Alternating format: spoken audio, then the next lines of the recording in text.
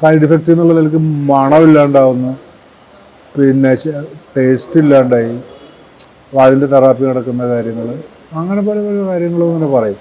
പക്ഷെ അതിൽ ഊന്നിയിട്ടൊന്നല്ല സംസാരിക്കുക. ഇത് വൈദ്യന്മാരും മരുന്നൊക്കെ അല്ലേ രോഗം മാറ്റുന്നത്. നമ്മളിങ്ങനെ ദിവസം രോഗം രോഗം രോഗം മൂപ്പരൊട്ടും പറയാറില്ല ഒരിക്കലും. പിന്നെ അങ്ങനെയുള്ള ഒരു രോഗി എന്നുള്ള ഒരു മട്ടിലും മൂപ്പര് സംസാരിച്ചിട്ടില്ല. ഒരു സമയത്ത് പോലും ഒരു ആത്മവിശ്വാസം ഇല്ലാത്ത ഒരു വാക്കും എൻ്റെ അടുത്ത് പറഞ്ഞിട്ടില്ല. വളരെ സ്ട്രോങ് ആയിരുന്നു, വളരെ സ്ട്രോങ് ആയിരുന്നു. സൂക്കട് മോശമില്ലാത്ത സൂക്കടായിരുന്നു. പക്ഷെ മൂപ്പര് അതിനെ കീഴ്പ്പെടുത്തി. അതാണ് വളരെ ഡിഫറെൻ്റ് ആയിട്ടുള്ള ലോകത്തിലൂടെയും വളരെ അങ്ങനെ ജീവിച്ച ഒരാൾക്ക് പെട്ടെന്ന് ഇങ്ങനെ ഒരു 6-7 മാസം എന്ന് പറഞ്ഞാൽ, പിന്നെ അത് ആകൊരു ദിവസത്തിൽ ചേഞ്ച് വരുന്നത്. ഹോസ്പിറ്റലിൽ പോവും, ട്രീറ്റ്മെൻറ്റിൻ്റെ സമയമായിട്ട് തിരിച്ചു വരും, വീണ്ടും അവിടെ ഇരിക്കും, വീണ്ടും കുറേ ടി വിയിൽ കാണും, അല്ലെങ്കിൽ ഫോണിലത്തെ കാണും, അല്ലെങ്കിൽ ഐപാഡിലത്തെ കാര്യം, ഇങ്ങനെ പോയിക്കൊണ്ടിരിക്കും കാര്യങ്ങൾ. അതിനപ്പുറത്തേക്കുള്ള ഒരു ജൈവമായിട്ടുള്ള ഒരു പുറത്തിറങ്ങലില്ലല്ലോ. ഏത് ആരോഗ്യവാനും രോഗം വരും, ഏത് ആരോഗ്യവാനും വാർദ്ധക്യം വരും, ഏത് ആരോഗ്യവാനും മരിച്ചു പോകും. അത് ഭൂമിയിലൊരു നിയമമല്ല. ആൾക്കാർ ഞെട്ടേണ്ട കാര്യം എന്താ ഉള്ളത്? പക്ഷെ ഇവർ തമ്മിൽ വളരെ അടുപ്പാണെന്നാണ് ഞാൻ മനസ്സിലാക്കുന്നത്. അത് രണ്ട് ധ്രുവങ്ങളിലാണെന്ന് ആൾക്കാർക്ക് തോന്നാറില്ല, വളരെ അടുപ്പാണ്. പലപ്പോഴും അത് ഞാൻ സാക്ഷിയായിട്ടുണ്ട്. Very close. ശ്രീരാമൻ സാറാണ് കൂടെയുള്ളത്. നമസ്കാരം. ഞാൻ ഇത് വരാൻ കാരണം ആ ഒരു ഫേസ്ബുക്ക് പോസ്റ്റാണ്. മമ്മൂക്കയുടെ ആരോഗ്യവുമായി ബന്ധപ്പെട്ട് ഇട്ടൊരു പോസ്റ്റ്. അത് വളരെ ഹൃദയസ്പർശിയായി തോന്നിയിരുന്നു. അതിൻ്റെ കമൻറ്റുകളും അങ്ങനെ തന്നെയായിരുന്നു. നിങ്ങൾ തമ്മിലുള്ള ആ ഒരു സൗഹൃദം, ഇത് വളരെ കാലമായിട്ടുള്ള ഒരു സൗഹൃദത്തിൻ്റെ ഒരു അടയാളം കൂടിയാണോ? അത് വേണമെങ്കിൽ അങ്ങനെ പറയാം. വളരെ കാലമായിട്ടുള്ള ഒരു ഉപാധികളില്ലാത്ത സൗഹൃദം എന്ന് പറയില്ല. കാരണം ചിലപ്പോൾ മമ്മൂട്ടീനായിട്ട് ചിലപ്പോൾ അധികം ആൾക്കാരും ഒരു സൗഹൃദം വെക്കുന്നത് ചിലപ്പോൾ അങ്ങേരുടെ ഒരു ഡേറ്റ് കിട്ടിയിട്ട് ഒരു സിനിമയിൽ അഭിനയിപ്പിക്കണം, അല്ലെങ്കിൽ അങ്ങേരെ ഒരു ഫ്രണ്ടാണ് എന്നുള്ളത് 4 ആളെ അറിയിപ്പിച്ചാലുള്ള ഗുണം അതൊക്കെ എനിക്കുണ്ട് കേട്ടോ. മമ്മൂട്ടിയുടെ ഫ്രണ്ടാണെന്ന് പറയുമ്പോൾ നമുക്കൊരു ഗമയൊക്കെയാണ്. പക്ഷെ മമ്മൂട്ടിയുടെ ഞാൻ കുറേ സിനിമകളിൽ അഭിനയിച്ചിട്ടുണ്ട്. ആ സമയത്തൊക്കെ അതിനു മുൻപ് വളരെ ഒരു കമ്മ്യൂണിക്കേഷൻ സാധ്യമായിരുന്നു മമ്മൂട്ടിയായിട്ട്. സിനിമക്കാരിൽ ഏറെയും കാണാത്തൊരു സിനിമയ്ക്ക് പുറത്തുള്ള കാര്യങ്ങളെ പറ്റി സംസാരിക്കാൻ മമ്മൂട്ടി എപ്പോഴും ഉത്സാഹം കാണിച്ച ഒരാളാണ്. എപ്പോഴും അതിനെ പറ്റിയിട്ടൊക്കെ പറയും. അതിനെപ്പറ്റി അറിയാൻ ആഗ്രഹിച്ചിരുന്ന ഒരാളാണ്. ഇപ്പോൾ ഞാൻ പറഞ്ഞുതരാം, പെയിൻറ്റിങ്, ഫോട്ടോഗ്രാഫി, അതുപോലെ ബേർഡിങ്, ക്യാമറകളെ പറ്റി, യുദ്ധങ്ങളെപ്പറ്റി, മറ്റു രാഷ്ട്രീയത്തിലെ കാര്യങ്ങളെപ്പറ്റി, ഇതൊന്നും പൂർണ്ണമായിട്ട് ഒരു വിഷയം തന്നെ ഒരു ജന്മം വായിക്കേണ്ടതൊക്കെ ഉണ്ടായിരിക്കും. അപ്പോൾ ചിലപ്പോൾ വളരെ സെർട്ടൈലായിട്ട് കുറച്ച് കാര്യങ്ങളൊക്കെ ആയിരിക്കും അദ്ദേഹം വായിച്ചിട്ടുണ്ടാവുക. ഞാനും അങ്ങനെ തന്നെയാണ്. അപ്പം ഞാനും ഏതാണ്ട് സമം ആണ് ഈ പല കാര്യങ്ങളിലും, പല ലോക കാര്യങ്ങളിൽ. ഇപ്പോൾ മിനിയാണ് സംസാരിച്ചത് ഏറെയും ക്യാമറകളെ പറ്റിയിട്ടായിരുന്നു. അപ്പോൾ അദ്ദേഹത്തിൻ്റെ കയ്യിൽ ഫ്യൂജി എന്നൊക്കെ പറഞ്ഞിട്ടൊരു ക്യാമറയുണ്ട്. അത് വളരെ എക്സ്പെൻസീവ്, വളരെ വില കൂടിയുള്ളൊരു ക്യാമറ. അതിനെ പറ്റിയിട്ട് പറഞ്ഞു, അത് കാണിച്ചു തന്നു. അങ്ങനെ വീഡിയോ കോളാണ്. അപ്പം ഞാൻ അവരോട് അപ്പോൾ ഇവിടെ വെച്ചിട്ടാണ് സംസാരിക്കുന്നത്. മൂപ്പരെ പടം ഇവിടെ എക്സിബിഷനുണ്ട്, ആ പടത്തിനെ പറ്റിയിട്ടാണ്, അല്ല ആ പടത്തിനെ പറ്റിയിട്ടല്ലായിരുന്നു, എക്സിബിഷനെ പറ്റി സംസാരിക്കുന്നത്. അപ്പോൾ ഞാൻ പറഞ്ഞു വളരെ 2 നിലയ്ക്കും ഇമ്പോർട്ടൻസ് ഉള്ള ഒരാളുണ്ട് ഇവിടെ, അവരുടെ പടമുണ്ട്.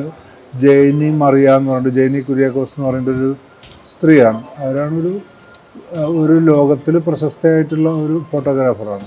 അപ്പോൾ അവരുടെ വേ ഓഫ് ഫോട്ടോഗ്രാഫി, അവരെടുക്കുന്ന രീതികൾ, അതിനെ പറ്റിയിട്ടൊക്കെ സംസാരിച്ചു. അപ്പോൾ വാസ്തവത്തിൽ മൂപ്പർക്ക് അവരെ പറ്റിയിട്ട് അങ്ങനെ ധാരണയില്ല. ഞാൻ പറഞ്ഞു, കേരളത്തിന് മാത്രമല്ല ലോകത്തിൽ തന്നെ വളരെ പ്രശസ്തമായിട്ടുള്ള സ്ത്രീയാണ്. നമ്മളുടെ എറണാകുളം ജില്ലയിലാണെന്ന് തോന്നുന്നു അവരുടെ വീട്. ഞാൻ സംസാരിച്ചിട്ടേ ഉള്ളൂ, ബാംഗ്ലൂരാണ്. പക്ഷെ അവരെപ്പോഴും ഇപ്പോൾ നോർത്ത് അമേരിക്കയിലായാലും, അല്ലെങ്കിൽ പിന്നെ ബ്രസീലിലായിരിക്കും, പിന്നെ ചൈനയിലായിരിക്കും, പിന്നെ റഷ്യയിലായിരിക്കും, അവിടുത്തെയൊക്കെ പക്ഷികളുടെ ഫോട്ടോ എടുക്കുന്ന ഒരു സ്ഥലം.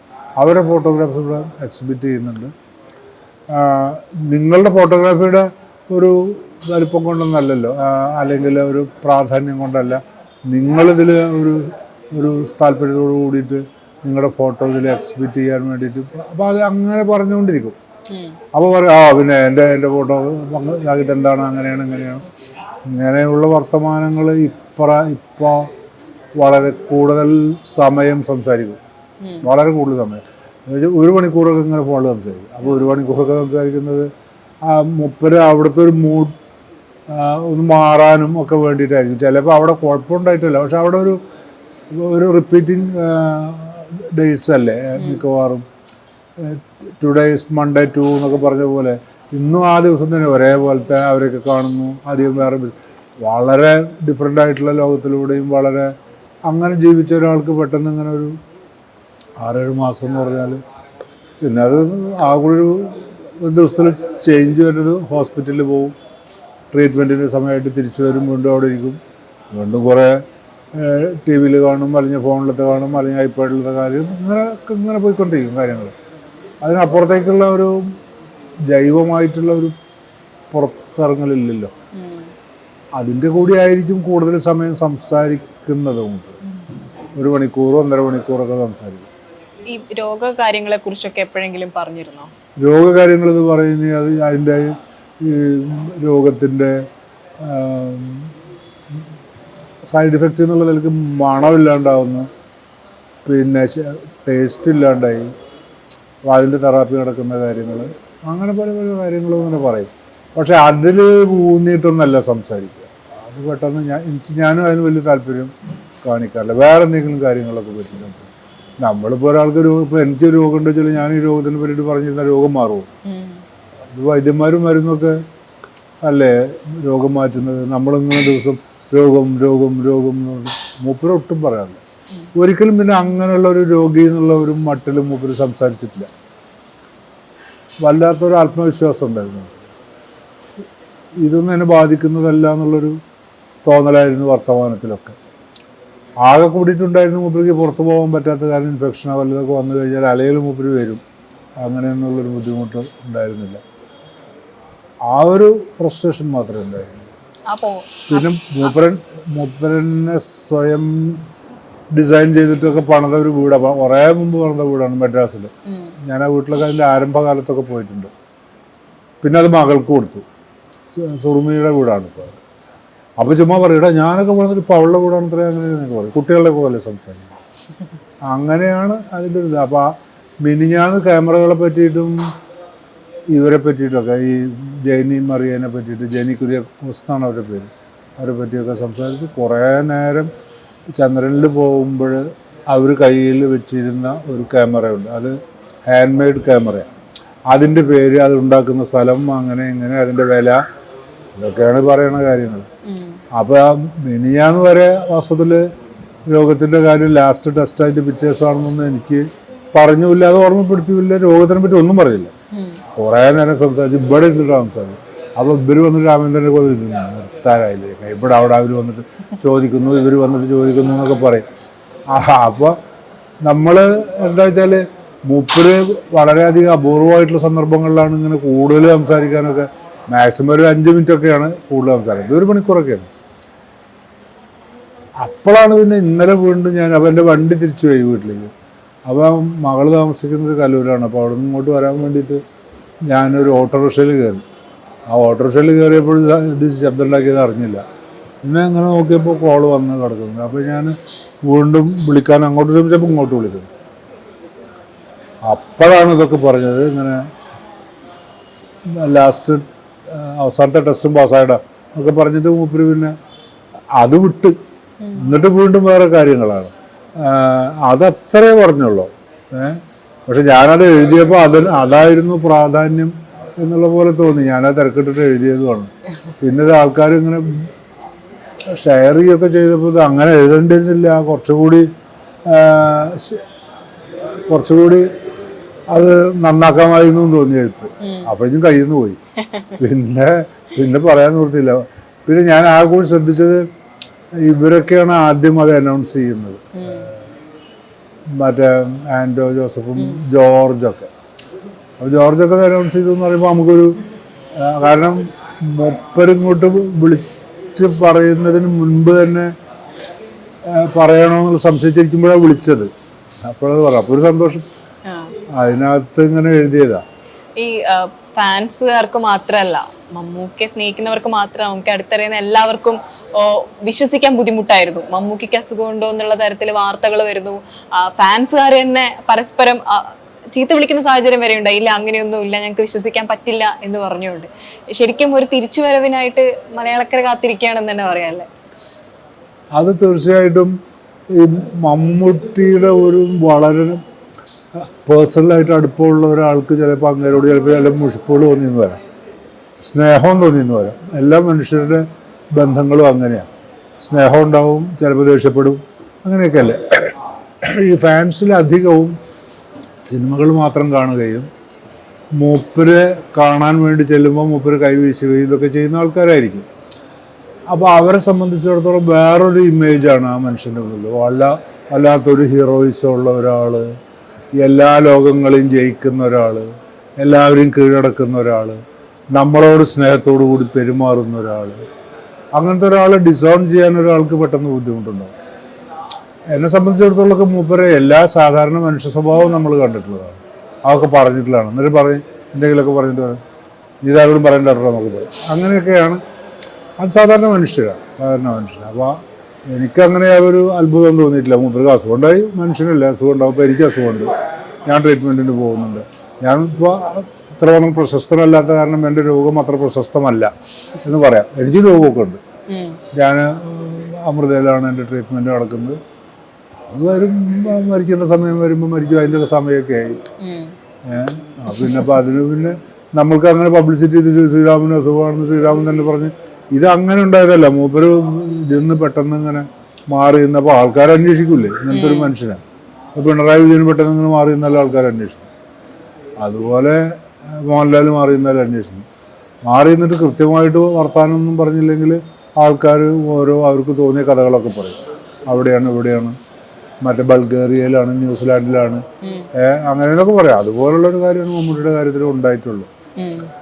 അങ്ങേര് ഒരു സമയത്ത് പോലും ഒരു ആത്മവിശ്വാസം ഇല്ലാത്ത ഒരു വാക്കും എൻ്റെ അടുത്ത് പറഞ്ഞിട്ടില്ല.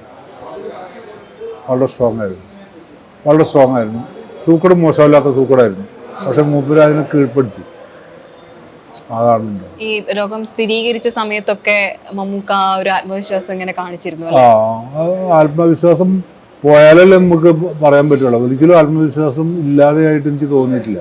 സ്ഥിരീകരിച്ച സമയത്തായാലും ചിലപ്പോൾ മൂപ്പര് മനസ്സിലൊക്കെ വിഷമമൊക്കെ ഉണ്ടായിരിക്കും. കാരണം മൂപ്പരെ സംബന്ധിച്ചിടത്തോളം ആ ഷൂട്ടിങ് നടക്കുന്നു, അവിടെ ഈ ഷൂട്ടിങ് നടക്കുന്നു, അതൊക്കെ ബ്രേക്ക് ചെയ്ത് ഇവർക്ക് എന്താവുകയാണോ, തൻ്റെ ഇതിനേക്കാളും കൂടുതൽ അതിൻ്റെ കാര്യങ്ങളൊക്കെ എനിക്ക് മൂപ്പർക്ക് തോന്നിയിട്ടുണ്ടാവും. എനിക്ക് തോന്നിയിട്ടില്ല എപ്പോഴെങ്കിലും മൂപ്പര് കോൺഫിഡൻസ് മൂപ്പരുടെ കയ്യിൽ നിന്ന്. എല്ലാവർക്കും ഒരു സംശയം തോന്നാനുള്ള ഒരു കാരണം എന്ന് പറഞ്ഞാൽ നമ്മൾ കാണുന്ന മമ്മൂക്ക എന്ന് പറയുന്ന ആരോഗ്യ കാര്യങ്ങളിലൊക്കെ നന്നായിട്ട് ശ്രദ്ധിക്കുന്ന ഒരാൾ കൂടിയാണ്. അങ്ങനെ ഒരാൾക്ക് പെട്ടെന്ന് അസുഖം എന്ന് പറയുമ്പോൾ എല്ലാവരും ഞെട്ടും. ആ ഒരു ഞെട്ടൽ അടുത്തറിയാവുന്ന എല്ലാവർക്കും ഉണ്ടാവുന്നതല്ലേ? അതെന്തിനുണ്ടാവുന്നത്? രോഗവും എല്ലാ മനുഷ്യർക്കും ഉണ്ടാവില്ല. എത്ര ആരോഗ്യവാനായിട്ടുള്ള മനുഷ്യനും രോഗം ഉണ്ടാവും. അപ്പോൾ അതുകൊണ്ട് അതിൽ ഞെട്ടേണ്ട കാര്യമൊന്നുമില്ല. അത് വിവരമില്ലാത്തവരുടെ ഞെട്ടല. ഒരാൾക്ക് വാർദ്ധക്യം, രോഗം, മരണം, ശ്രീബുദ്ധൻ പോലും ഇതിൻ്റെ പ്രതിവിധി അന്വേഷിച്ചിട്ടാണ് വീട്ടിൽ നിന്ന് ഇറങ്ങിയത്. അപ്പോൾ അത് ഇറമഡിയബിളായിട്ടുള്ള കാര്യങ്ങളല്ല. അറിവുള്ള ആൾക്കാർക്ക്, അറിവില്ലാത്തവർക്ക് ഒരാൾക്ക് സൂക്കട് വന്നു, അയ്യോ ആൾക്ക് രോഗം വന്നു എന്നൊക്കെ പറയും. ഏതാരോഗ്യവാനും രോഗം വരും, ഏതാരോഗ്യവാനും വാർദ്ധക്യം വരും, ഏതാരോഗ്യവാനും മരിച്ചു പോകും. അത് ഭൂമിയിലൊരു നിയമമല്ല. ആൾക്കാർ ഞെട്ടേണ്ട കാര്യം എന്താ ഉള്ളത്? പണ്ടൊക്കെ പിന്നെ നിലവിളിയും ഞെട്ടലും ഒക്കെ ഒരാചാരമായിരുന്നു. ആൾക്കാർ വരുമ്പോൾ അയ്യോ അങ്ങനെ വന്നല്ലോ എന്നൊക്കെ. അത് പിന്നെ ഒരു ഡ്രാമയായിട്ട് മാറിയിട്ട് കരയാനൊക്കെ ആൾക്കാർ വരും, കണ്ണൊക്കെ ചൊല്ലാൻ ആൾക്കാർ വരും. ഒരാൾ മരിച്ചു കഴിഞ്ഞാൽ അത്രയൊക്കെ ഉള്ളൂ. അതിലപ്പുറം മമ്മൂട്ടിക്ക് ഒന്നും സംഭവിച്ചിട്ടില്ല എന്നുള്ളതാണ്. ഇതിനെ എങ്ങനെ നമ്മൾ നേരിടുന്നു എന്നുള്ളതാണ് പ്രശ്നം. ഞാനാണ് ഇതിനെ റിസീവ് ചെയ്യുക. ഞാൻ വല്ലാണ്ട് പ്രതിരോധിക്കാറൊന്നും പോലെ രോഗം വന്നാൽ രോഗം വന്നു, വാർദ്ധക്യം വന്നാൽ വാർദ്ധക്യം വന്നു. പണ്ടെന്നെ നമ്മൾ വാർദ്ധക്യത്തിൻ്റെ സിംറ്റംസ് ഉള്ളപ്പോൾ തന്നെ നമ്മളത് മറികടന്ന് ആരോഗ്യവാനായിട്ട് അഭിനയിക്കാൻ എനിക്ക് തോന്നിയിട്ടില്ല. വാർദ്ധക്യം വന്നാൽ വാർദ്ധക്യം വന്ന പോലെ ജീവിക്കും. നടക്കാൻ വയ്യ എന്ന് പറയും, ഒന്ന് പിടിക്കൂ എന്ന് പറയും. ഞാൻ മമ്മൂട്ടിനെക്കാട്ടി 1 വയസ്സ് എളുപ്പമാണ്. അപ്പോൾ അതിൻ്റെയൊക്കെ എനിക്ക് യാതൊരു മറച്ചു വെക്കേണ്ടതായിട്ട് തോന്നിയിട്ടില്ല. എന്തിനു വാർദ്ധക്യം നമ്മളെ പരാധീനതകൾ വല്ലാണ്ട് കാണിച്ചിട്ട് ആൾക്കാരിൽ നിന്ന് പൈസ വയ്ക്കുകയാണെങ്കിൽ അത് ബോറാണ്. ഞാൻ എൻ്റെ പരാധീനത അനുഭവിക്കണതിന് ആൾക്കാർക്ക് എന്താ? എനിക്ക് ഇത് നടക്കുമ്പോൾ ബുദ്ധിമുട്ടുണ്ട്. അപ്പോൾ ഞാൻ ചിലപ്പോൾ കസാല പിടിച്ച് അല്ലെങ്കിൽ വടി കയ്യിൽ വെക്കും. അതിനിപ്പോൾ ആൾക്കാർ ബുദ്ധിമുട്ടിക്കേണ്ട കാര്യം അങ്ങനെയാണ്. ഒരു കാലത്ത് നമ്മളതേപ്പറ്റി ഒന്നും ആലോചിക്കുന്നില്ല എന്ന് മാത്രമേ ഉള്ളൂ. യൗവനമൊക്കെ ഉള്ള സമയത്ത് നമുക്ക് ആ അവസ്ഥയിൽ നിന്ന് നമുക്ക് ഉണ്ടാവുന്നതല്ല എന്ന് തോന്നുന്നു. നമുക്ക് ആ അവസ്ഥയിൽ കൂടി മനുഷ്യരാണ് തീർച്ചയായിട്ടും കടന്നു പോകേണ്ടി വരും. എപ്പോഴാണ് തിരിച്ചു വരിക എന്നറിയോ? കാരണം കൃത്യമായിട്ട് അറിയില്ല. വരും, അത്രേ അറിയുള്ളൂ. കുറച്ച് സമയം എടുക്കും. സാധാരണഗതിയിൽ ഇൻഫെക്ഷനൊക്കെ ഉണ്ടായിക്കഴിഞ്ഞാൽ ഡോക്ടർമാരുടെ ഒരു സമ്മതം ഉണ്ടെങ്കിൽ മാത്രമേ വരുള്ളൂ. ഡോക്ടർമാർ പറയും ഓക്കെ എന്നൊക്കെ പറയും. അല്ലെങ്കിൽ എന്താ വെച്ചാൽ ആൾക്കാരുടെ ഇടയിൽ ഇതിലൊക്കെ പോയി കഴിഞ്ഞാൽ ഇത്രയും ഒരു 6-7 മാസം വളരെ എല്ലാ കാര്യങ്ങളെയും നിയന്ത്രിച്ച് ഇരുന്ന ഒരാളുടെ ശരീരം വല്ലാണ്ട് ഇളമിച്ചിട്ടുണ്ടായിരിക്കും. ചെറിയ ഒരു തുമ്മൽ കിട്ടിയ ചിലപ്പോൾ വരി പിടിച്ചു എന്ന് വരും. അപ്പോൾ അതൊക്കെ നോക്കണ്ടേ.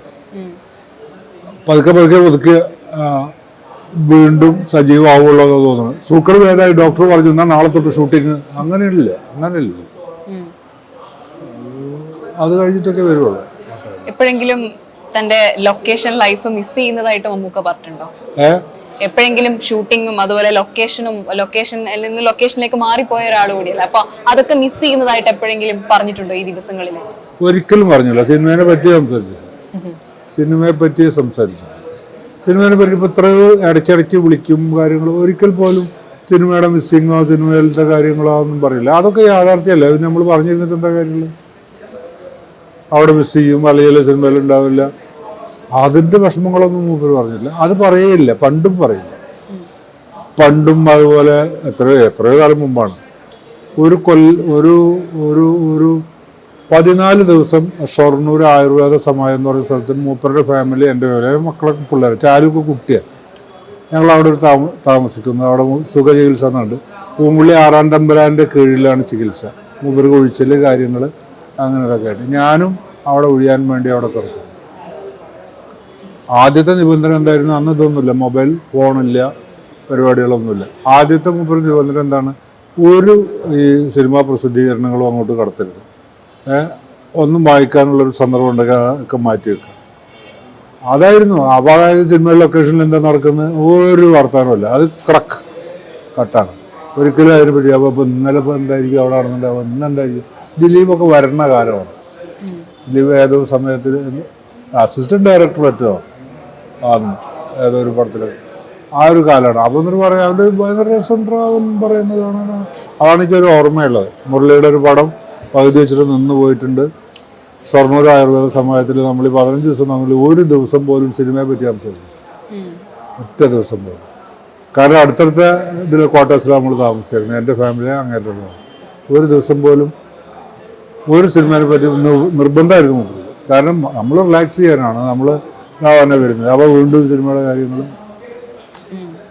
അതൊക്കെ ഉണ്ടായിരുന്നു. മുമ്പ് അങ്ങനെയുള്ള ചില ബോധ്യങ്ങളും ചില അറിവുകളും ഉള്ള ആളാണ്. നമ്മൾ വിചാരിക്കുമ്പോഴാന്ന് പറയുന്ന ആളാണ്. അതൊന്നല്ല. ലൈഫിലൊക്കെ ചില സംഭവമൊക്കെ ഉണ്ട് മൂപ്പര്.